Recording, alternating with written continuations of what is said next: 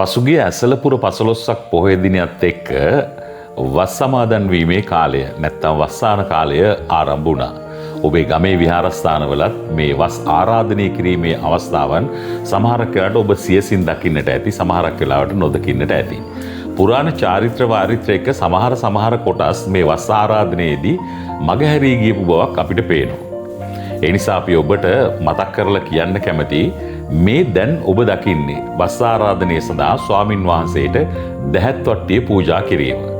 ඒ වගේම ඊට පස්සේ දැහැත් ගොටු ලබා දීම සිද්ධ කරනවා. ඒ වගේ වැසිසලු පූජා කිරීමත් සිද්ධ කරනවා. වැසිසලු පූජා කිරීම ගැන බුදුරජාණන් වහන්සේගේ කාලේ ඉඳලා තියෙනවා මේ ඉතිහාස කතාවක්. නැත්නම් වෙච්ච සත්‍ය සිදුවීමක්.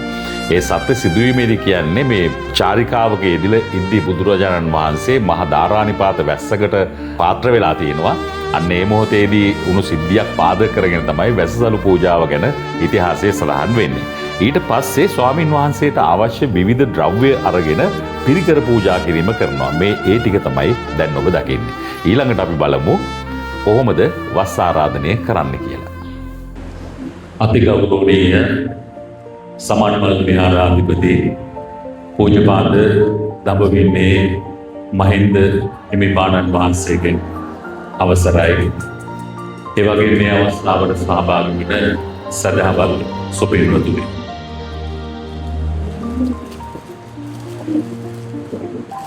දෙදහස් 26 වසරේ මේ වස්සාන කාලය ආරම්භ වන මොහොතේ අද පුර 15ක් පොහොය දවසේ හතර පේරුවේ දායක කාරකාදී අප ඔබ සම වෙනුවෙන් මේ විහාරස්ථානයේ වස් සමාදන් වීම සඳහා ගෞරවපූර්වකව අපේ දඹවින්නේ මහින්ද හිමිපාණන් වහන්සේ ප්‍රදාන ගෞරවනීය මහා සංඝරත්නයට ආරාධනය කරමු.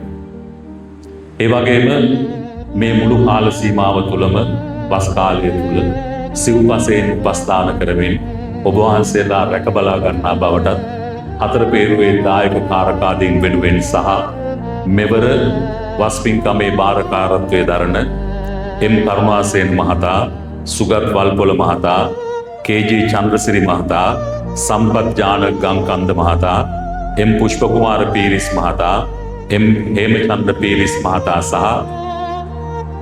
හිමාලි ගීතිකා මහත්මිය වෙනුවෙන් අපි ඒ පොරොන්දුව ඔබ වහන්සේට මේ මොහොතේදී ලබා දෙමු.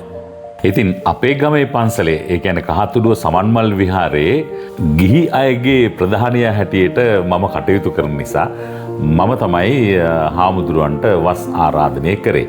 ඒ සම්ප්‍රදායිකවම තියෙන වදන් මාලාවක් තියෙනවා. ඒ වදන් මාලාව තමයි ඔබ දැන් ඇසුවේ දුටුවේ.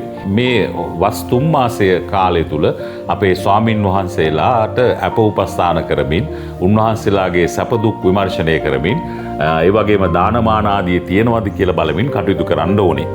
ඒ කියන්නේ හැමදාම උදේට විහාරස්ථානයට ඇවිල්ලා හාමුදුරුවොත් එක්ක කතා බහ කරලා අද උදේ දානේ කොහොමද, දවල් දානේ කොහොමද, ගිලම්පස කොහොමද කියලා විස්තර බලන්න ඕනේ.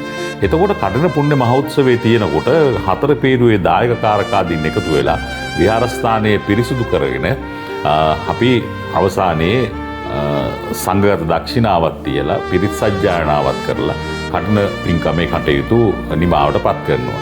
ඉතින් චීවර පූජා මාසය කියලානේ කියන්නේ චීවරය කඨිනයක් බවට පත් වෙන්නේ මේ කඨින පුණ්‍ය මහෝත්සවයත් එක්ක. ගොඩක් කතා තියෙනවා මේ පිළිබඳව විස්තර හොයන්න. අපි දෙන්නේ මේ පොඩි ඔබට දැනුමක් විතරයි. මේකේ පරතර හොයාගෙන යාම ඔබ සතු වගකීමක් වෙනවා. එමනම් නැවත හමු වෙමු. ඔබට ජය.